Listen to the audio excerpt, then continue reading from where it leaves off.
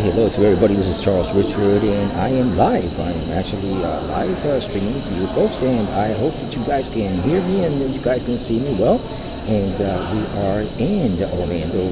That is correct. We are in Orlando, Florida, and today happened to be the first day of universities, schools, and all that wonderful, beautiful back to school. So we've got all that great stuff going on right now, and well. As you guys know, we live stream to Facebook, YouTube. We're live streaming to Twitch, and we've got two new places that we're actually streaming simultaneously. One of them happens to be over in Ukraine, Russia, which is through VK, and the other one is we're actually live streaming also live to Twitter. So these are two new platforms that we have actually added, and we are going to add a few more. Because we want to be able to get all these streams as easily and as best as we can, so that everybody can enjoy this information. And for those of you, because our main stream actually is where to go, and we talk about things that is actually happening here in the Orlando area, about the theme parks, events that are coming up, places to go, places to hang out, specials, all kinds of things that are happening here in the Orlando area. But with this situation that's going on with the COVID-19, everything's kind of a little bit on the slower side, but we are eventually opening up. A lot of the theme parks, actually all of the theme parks have opened up. As a matter of fact, something new here was that the movie theaters actually opened up on Thursday, and we are progressing and things are getting better. Now, there was a really bad news today, and I want to talk to you just very briefly about this. Because it is the first case, okay? That is the first recorded case of a person that actually, he's in Hong Kong, and by now you've probably already heard about it, okay? And this person actually had the COVID-19. He had already gotten it, and he is actually sick again with the COVID-19. In other words, he has gotten it for the second time. It is the first person that has gotten it for the second time. So if you think that just because you got the COVID-19 that you can't get it again, well, we got news, okay? And that is not a good one. It's not a pleasing one. Yes, you can get it again. All right, so that's the new news. Anyways, in the meantime, if this is your first time with us, I want to welcome you, and I'm going to take my opportunity and tell you that if you can, subscribe, follow. Again, I'm going to tell you a little bit of my disclaimer. I don't make no money off of this. I don't get paid by nobody. This comes out of my own pocket. So everything that you see here is fully financed by myself. So you don't have I don't have no affiliates or none of that stuff. So it does help me though if you subscribe, all right? Because it kind of like motivates me, because that way I know that you guys like some of the stuff that I do, and it just makes me want to do some of this stuff more for you folks. I do not make my living off of none of this stuff. My living is made by doing films and doing other things, in the medical field, and as some of you know, and that's just how it is. But anyways, I want to welcome you, and thank you so much for coming and joining us. And I am actually, if you see me looking this way, it's because I am actually looking at my phone. I want to make sure that I am being streamed everywhere and everybody can see me, and it is a nice smooth stream. I tried to do a little stream earlier, and actually I did a stream earlier, but I noticed something kind of weird, and it wasn't my equipment. For some reason, all right, I have my equipment, my laptop, because I stream from a Macbook Air, and it was kind of like jumping. It looked like the current, the AC current was having like some surges, and I don't have a surge protector, so that's something that now this has actually happened for the very first time. and I think that I am going to carry a small surge protector to actually not a surge protector, more of a line conditioner. It's two different things, okay? But I think I need to carry a line conditioner because I saw a little bit of jumping up and down, you know what I'm saying, kind of like intermittent signals, and I did not like that. I kind of like, it was kind of weird and unusual. First time it happens to me, you know. So anyways, I am in Orlando, Florida, and I am inside a coffee shop, so that's the stuff that you are listening to right now.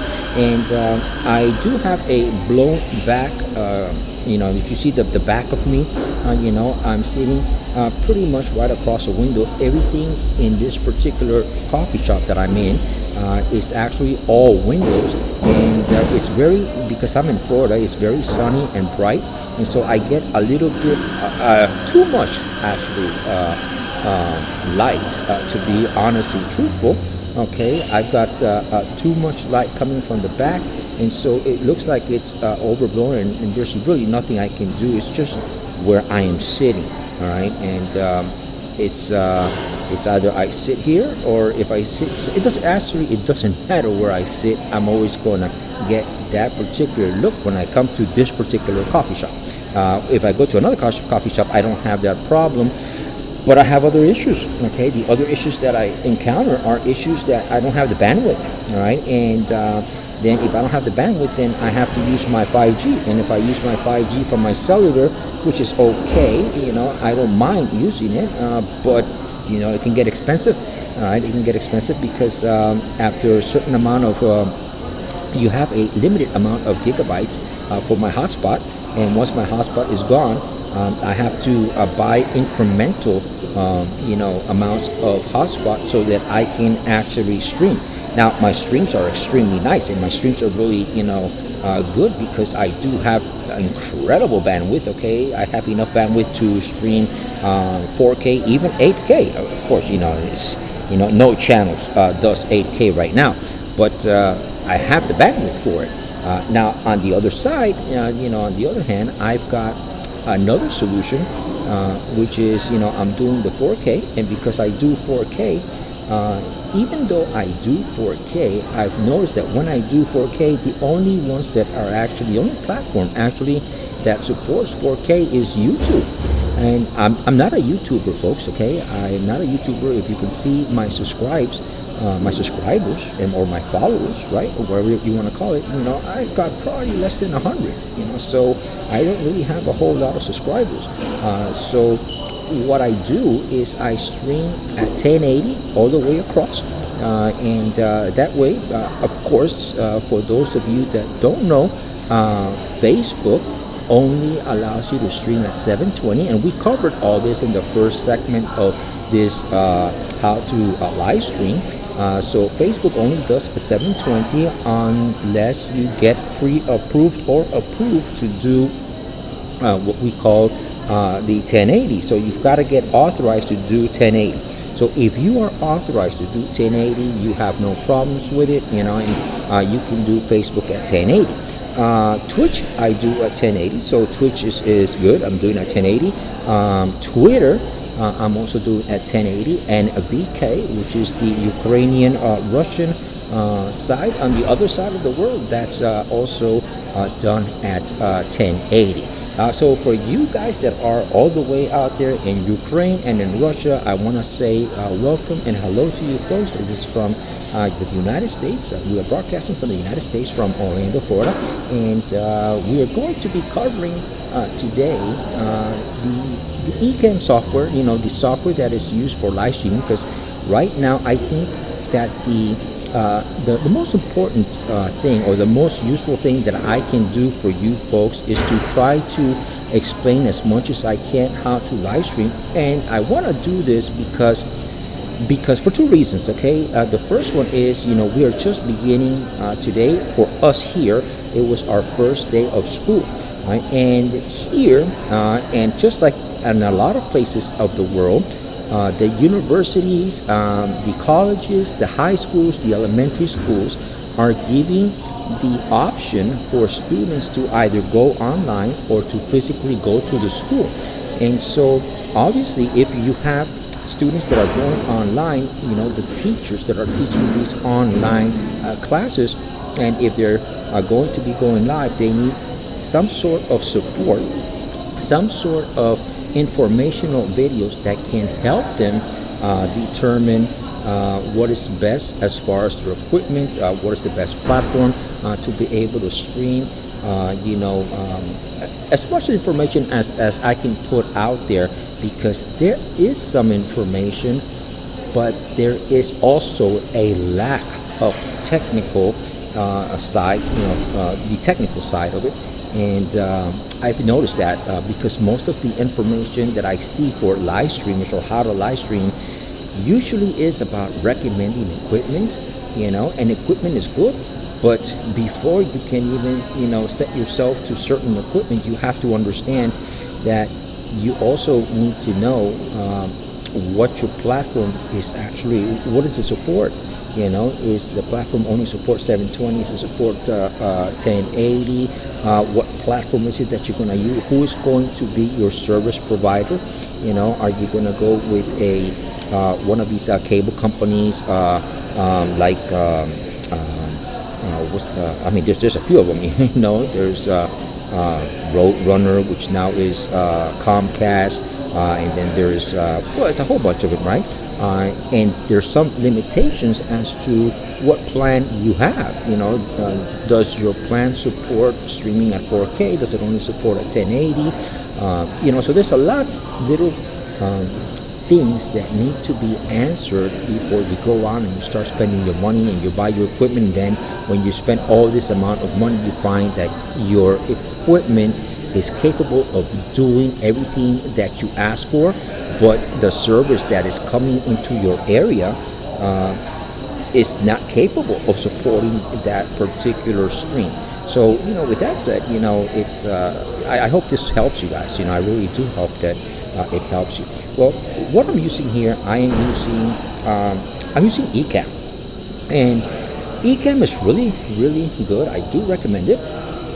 It's a paid subscription though, all right? It costs $25 per month, all right, here in the US. It costs $25 per month.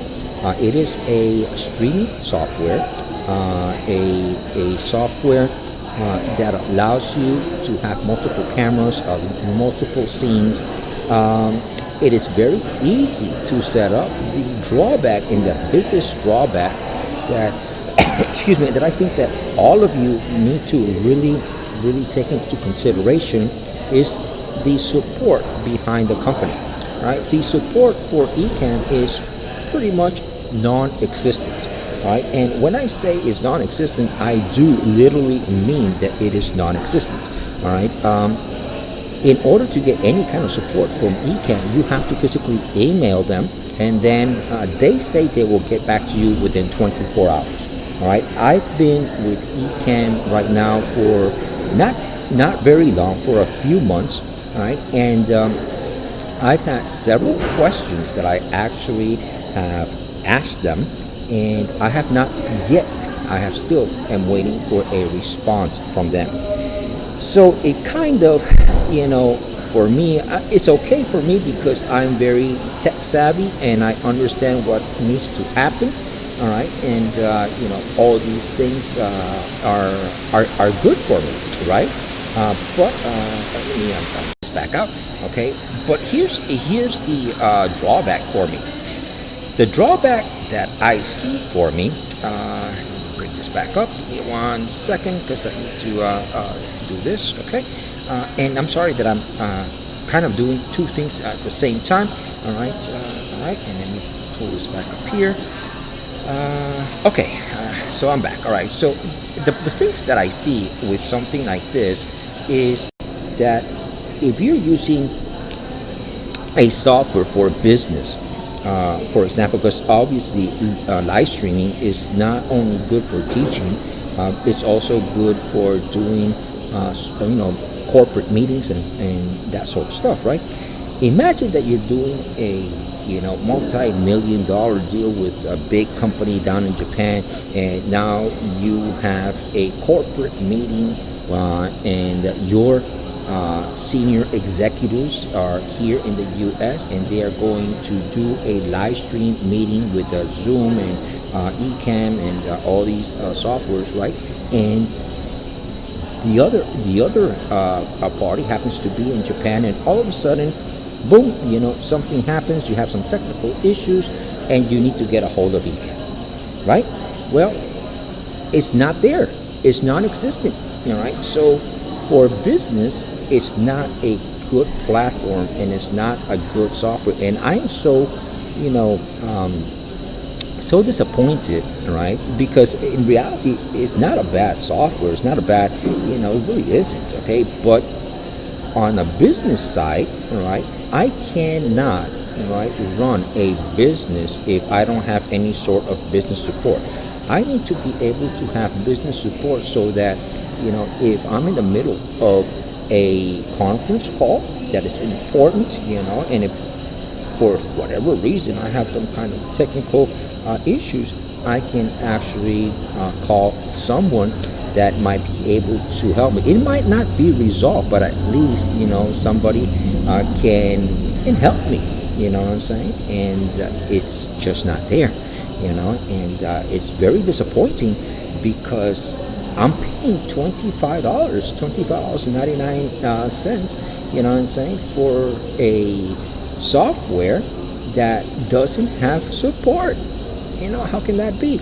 There's other software which is free that, although they don't have support because they've been in the market so much longer, they have all sorts of different support sites that if I logged into the support sites, I would get an answer within a couple of minutes, and ECamm doesn't have that, and that's unfortunate for them, because I think that is going to be their huge downfall. Right? I really think so. Their attitude is more like, we don't want to be bothered. We just want to go ahead, design it, and this is what you got, and this is what we give you. Okay, so is it okay? It's not bad. You know what I'm saying? But it's not something that you can rely on and say, well, I'm really going to use this to be able to provide a professional service. If it's like for playing around and doing like this little streams that I do here, it doesn't matter. It's not going to affect me. If it breaks down, it breaks down, and I just go ahead and I restream, when it's up and running. But for a business side, for a platform where, let's say, if you're teaching a class and all of a sudden, you can't teach the class because there was some issue with your streaming software, then it's gonna be crazy. You know what I'm saying? And my battery just died. Okay, my battery just died. So hang on, guys. Okay, don't go nowhere. We got a solution for this. Okay, if you just give me a second, I'm going to actually look for a solution for this, and let's see how we can do this. I am going to do this this way because my actual camera just died. Okay, there we go. This is my solution. All right, it's not a good one, but you can see me anyways. All right. So anyways, so this is what's going on for you folks that are new to all of this. So those are my recommendations. All right. So and I'm sorry that this is a different camera. I'm actually using now the webcam from my MacBook Air because my battery on my camera just died. You know what I'm saying?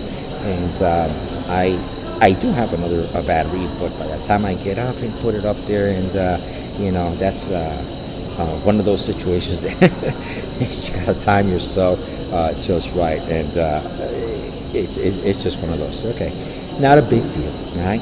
So anyways, guys, I just wanted to talk to you about all these things, and especially for this particular software. Now, is it a good software? Yeah, it's a good software.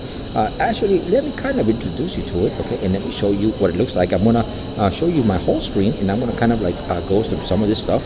All right, and here we go. Hey, now you should be able to see all this, my whole screen. Anyways, you know, and I hope that you do. So if you are seeing it, then that's awesome. That's great. All right, and let me kind of go through some of the things that it has. All right, so that I can better explain these things to you. All right, on the if you see right here, I don't know if you can see my mouse. Yeah, I think you can see my mouse.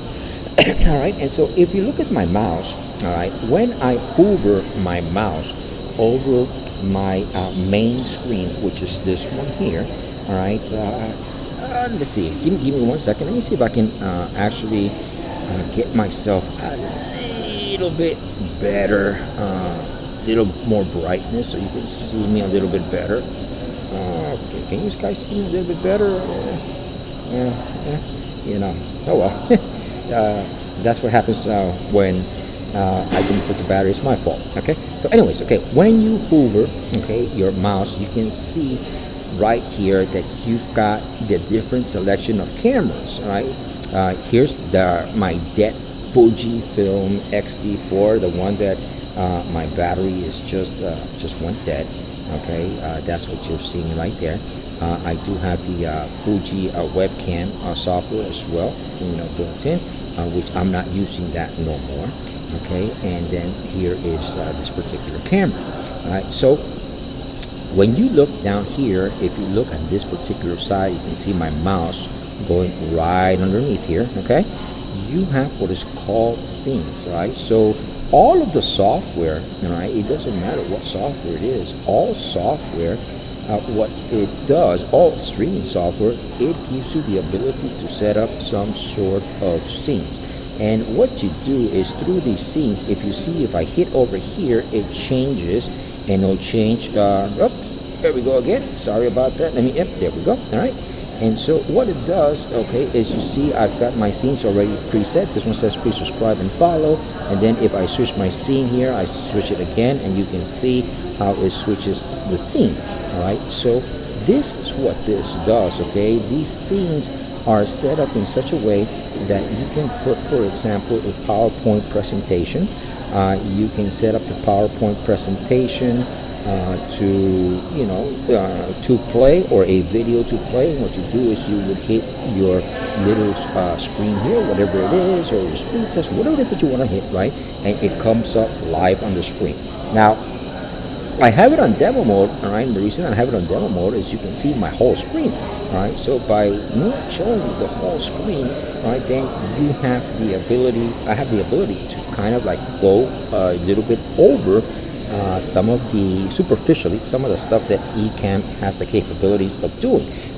Afterwards, you know, once I go through Zoom as well, because I want to show you how to link Zoom into this, then I'll go into more details on how else to set it up. All right, now here, these are my overlays. Okay, so these overlays, for example, this red thing that you see here is called an overlay. All right, so see here, it says my text. Okay, so if I click here, it's going to not show no more. See, it's gone. All right, if I shoot here, okay, it's going to show it. So I do however many overlays, I build them here by going through my text here. And when I go through my text, okay, it actually creates an overlay. So for example, if I go here and I click over here, this little T which says text, it's going to open up another window. I'll see the text right there, and I'm going to say thank you. All right, thank you. All right, and so very simple, right? I'm going to put add, okay, and it's going to come up here. You see it there? Okay, where it come up? Thank you. Now I can give it a background color. So if I go here, okay, and I go through my background colors right here, I click on it. All right, and let's see, do we click? I gotta click on that first. Okay, select it. Okay, and I gotta click on this. All right, okay, that's my background color. I want to make it blue. I gotta come up here, blue, and I can make it darker. Okay, and I can make it like very dark. You see how it changes the colors there? I can save it. All right, and now I have a blue background for it. You see? And now that particular, you know, I can move it around. I can put it wherever I want. Okay, so I can do all kinds of little things like this, right? And these are called like banners, right? That can have like your name and all sort of stuff. And you can do that with all of this software. You can do it with OBS, you can do it with ECamm, you can do it with VMix. All of these particular softwares give you the capabilities to do that. All right, so let's close it out. Okay, so it's gone. All right, so now this also on this particular software, it has sound effects. Right, so if you, for example, if you're teaching a grade school, an elementary class that is, is full of very young students, you know what I'm saying, and you need to regain their attention, or they did something very, very nice, you can hit them with an applause, just by clicking, see where it says applause right here, you press right here, the play button, and here we go. Hey guys, hey, you did so good, you know what I'm saying? And so it gives you an applause, or you can hit it with a bicycle horn, or a DJ horn, So you got all these little effects that also, when you're interacting with your classroom, right, it helps you be able to teach your class a little bit, be more proactive with the students, and it helps retain the students' attention if they're younger kids. Obviously you're not gonna use these if you're in a corporate meeting, but this is just some of the tools that you have that are able to, that ECamm has in the capacity. Right now, besides that, okay, you can go to your camera. Right now I happen to be using, you can see up here my FaceTime, it's my webcam.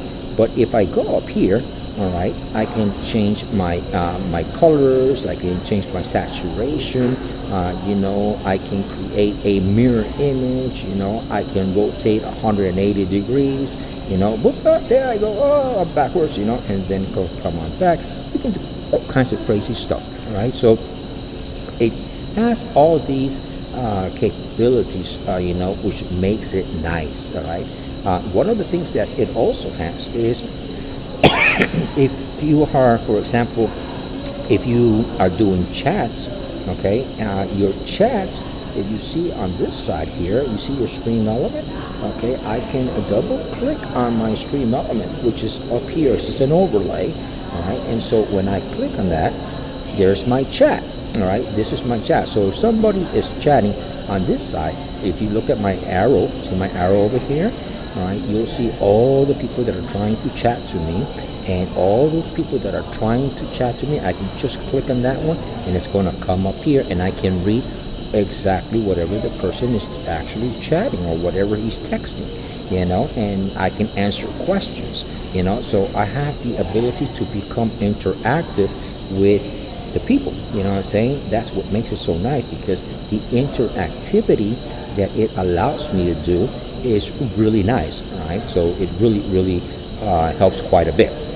So I can come in, I can close out of that, all right? And so these are just, some of the stuff that's really super functional in this particular software. OBS does the same thing. Now, if I were to compare OBS to, let's say, this particular ECamm, I would have to say, because OBS is really like the industry standard, and OBS is really what's got everything started. Right? So OBS is actually, let's put it in perspective. I think this would be the best way that I can describe it. Okay, if you're doing video editing, if you did a video and you needed to edit your video on your Mac, you have several choices that you can pick, but the simplest one is iMovie. You can actually use a video editor like iMovie to edit your video, or you can use a video editor like Final Cut Pro to edit your movie. Now, Final Cut Pro is a lot harder to use, okay, than iMovie. Well, iMovie is the equivalent of ECamm, all right, while OBS is the equivalent of Final Cut Pro. So Final Cut Pro does a lot more than iMovie. That's the same way with OBS. OBS gives you the capabilities to do a lot more, all right, than actually ECamm. And OBS is free, which is a thing that they have. It's great for them. It's open source, so there's a lot more help out there, but the learning curve is very steep. All right, I'm not gonna lie to you. The learning curve is fairly steep. So it's hard. It's not an easy thing to learn. All right. So let me bring this back out. All right. So you can see me better. Okay. There we go. Okay. So I'm back out to full screen. So and again, I'm sorry about the fact that I had to switch to my my webcam, which is really crappy, but it's my fault. I ran out of batteries and I don't have a second camera with me, I do have more batteries, but by the time I get up there, we'll just finish up over here and it'll work. All right, it does the work, it does the job. All right, so anyways, this is ECamm. This is what is called the streaming software. All right, now tomorrow, and I really shouldn't say tomorrow, okay, the next time that I stream, because I stream only when I can. I don't have a set schedule, and I know that that's really what is recommended, right? But this is not my main thing. I just stream when I have the opportunity to stream, and I love to stream when I do have that opportunity. Let me see, I'm getting all kinds of yep, I'm getting all kinds of great stuff. That's good. Okay, so anyways, when I do my next stream, I want to cover how to use Zoom. A lot of people know how to use Zoom, right? And I'm not gonna get too technical about Zoom, but I will tell you, I will get the very basics of how to set up Zoom. But what I really would like to do is bring you one step up and above everybody else, and I want to show you how to use Zoom with ECamm, how to use Zoom with OBS, how to kind of intertwine both of them so that you can do multiple streams. You can do you can enhance yourself, what I'm saying. And then I will show you how to use, if you're using ECamm or if you're using OBS, how to go about and use like the whiteboard, how to actually, if you want to show a PowerPoint presentation, or if you want to show video, all those things I want to cover in my next stream, and I'm going to show you live how to do this here with this particular live stream that we have here. So anyways, this is Charles Richard. And again, if you have any questions, please, put them in the comment side. I do read all my comments. I don't know really if my comments are working or not, because when I stream, I don't really advertise that I'm going to stream. I just, actually stream. That's the bottom line. So if you do have any questions, hit me up in the comments. Let me know what you would like for me to answer for you. And if I have an answer for you, I will let you know. If I don't have an answer, I'll also let you know. So either way, I'll still respond to you. And until next time, again, I ask you, if you want to know when we are live, if you subscribe or you follow, then as soon as I come live on the air, you get a notification. Hey, you're going to be live. You know what I'm saying? I'm not making any money off of this, but it's nice to know that some of you guys do appreciate some of this stuff that we're actually doing here. And I really want to thank you folks, for joining us today. And I hope that this is very informative for you folks, and that it helps you better create content for your students, or for your business, or for your live streams, or for your meetings, and it gives you a better idea as to what some of this software, capabilities are, and its limitations as well, so that when you do have to make a decision as to what it is that you're going to use for your particular situation, you have a better idea of what will work for you. This is Charles Richard saying thank you very much, and I'll see you on our next stream.